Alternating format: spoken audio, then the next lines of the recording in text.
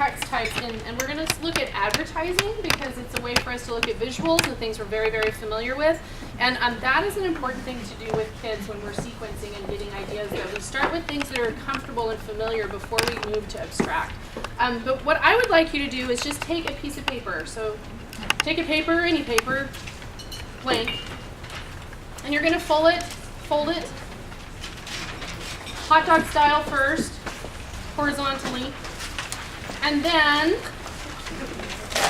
fold it in thirds so that you in total will have 6 boxes. Does anybody need paper? Yeah, somebody needs some paper? Yeah, you need a big piece. So if you don't have paper, we've got like, you know, those papers that are covered for our copies. Yeah,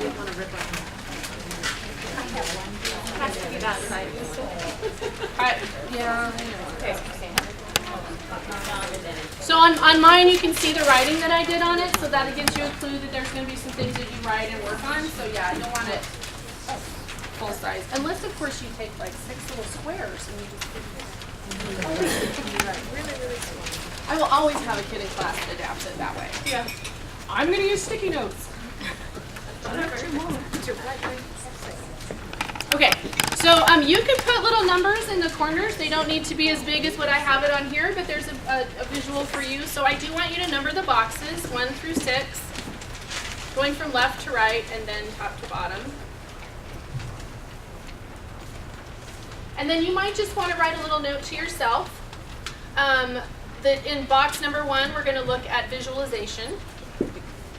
Just maybe a little note at the top because other writing is going to occur in the box. Number 2 is to predict. Number 3, personal connections. 4 is for vocabulary. 5 is for key points. And 6 is for reflection.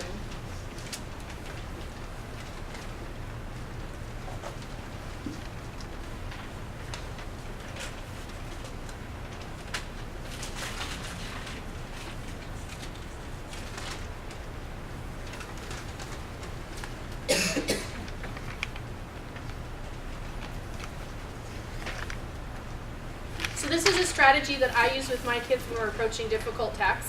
And I'll talk about it more as a strategy later, but right now we're going to use it as a strategy.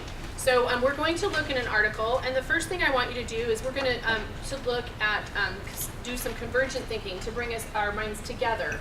And I really love that when I say that, my kids go, oh, I learned that in science.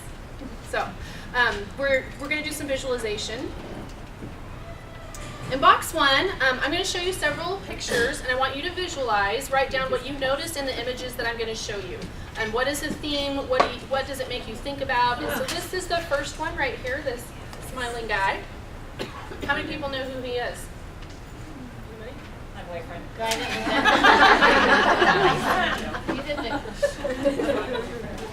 That's predict. Wait, you want it back? Yes. So write something down. Here's the next one. What does this make you think about? What does it remind you of? I'd like you to make a personal connection, and I have a couple choices here that you could write to. So Tom's story flows out of a deep personal experience in Blake's life. There's some inference things you're doing when I'm reading that sentence, right? An experience that caused him to see the world in a different light. Have you had an experience in your own life that changed how you view the world?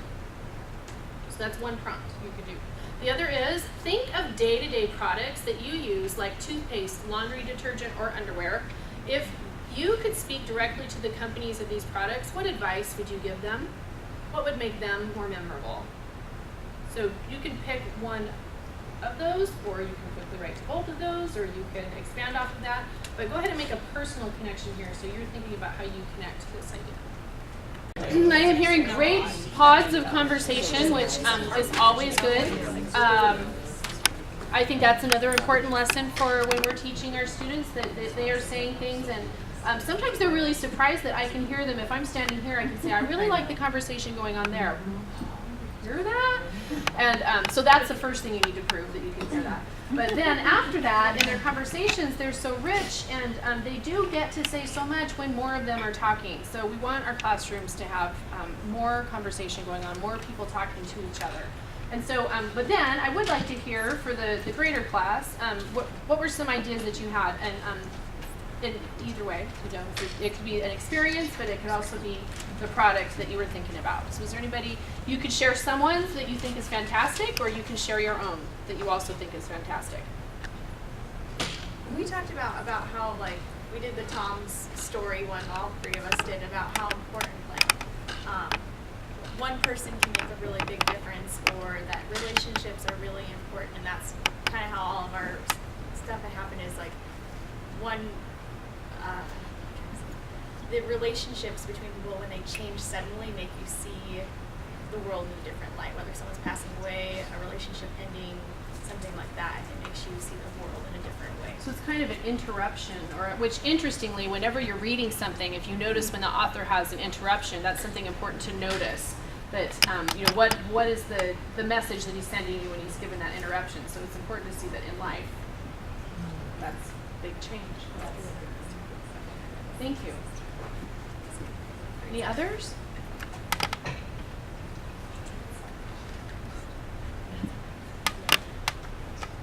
Yeah. I know. Sure. Awesome. Boy. So I did a personal connection, and it was, I don't think many people would say this, but I cherish doing laundry. Because I spent 4 years living in an apartment in Tokyo, and it was at most 8 by 8. And there was no dryer, there was a washer that did one item, so you can't wash anything. And so, I know this was 12 years ago, but every time I do my laundry now, I'm grateful. Like, yay, a full appliance, a full appliance. Just a push a button. A folding table. My dainties on the line outside of the winter. Perspective. It's like the filter or the lens of perspective that changes how you see things. That is great. Anybody else? That made me think. And one thing I teach my kids, we do this sign in class because when you think of ideas and you want to share it and everybody wants to share it, and so they're like, I said that happened. I'm thinking, oh, here's my can of worms that I open up, and we can't now finish where we're going because then I'm rude if I don't let everyone participate. But now they give me this. In the middle of class, the seniors who graduated this year had a picture from when they were freshmen in my class, and all of them were doing this. And they were in their senior humanities class saying, they looked over at each other and went, connection, and they knew that they had made that connection, but they didn't all have to share it out loud. So even just that little sign can make a big difference. So I'm not going to share my whole connection with that story, but I have a connection. So now I can say it back to you. Is this the right way? Do I need to put my left hand? Yeah, we joke about that also. Did you give me the C or the L, Miss Orchidi? Yeah, you got to watch that. But and I'm like, well, whatever you need. Thank you for that. Any more?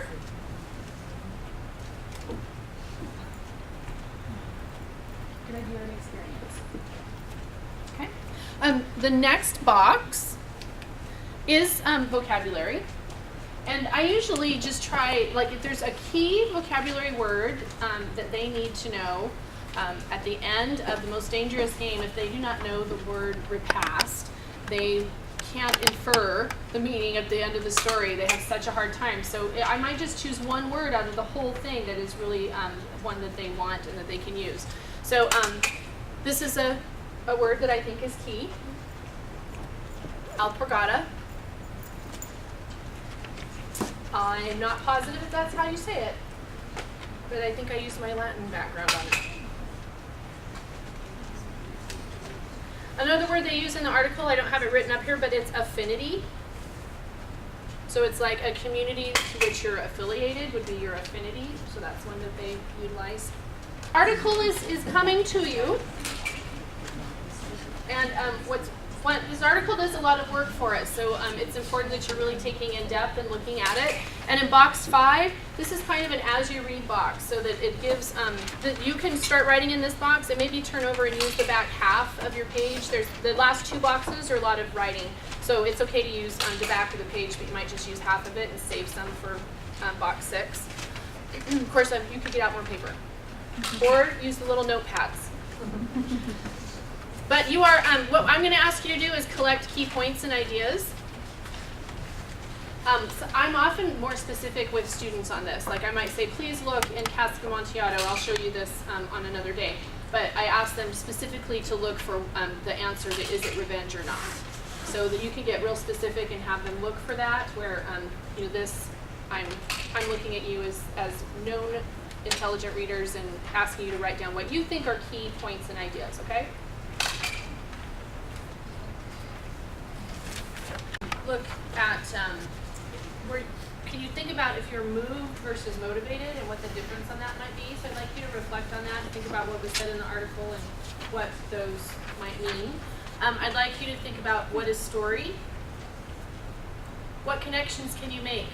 Self to text, text to text, text to world. What connections can you make with what you've read? And then again, use the back if you need to. This is some reflection time for you to think about this. And some of you had started doing that, and that ties right in.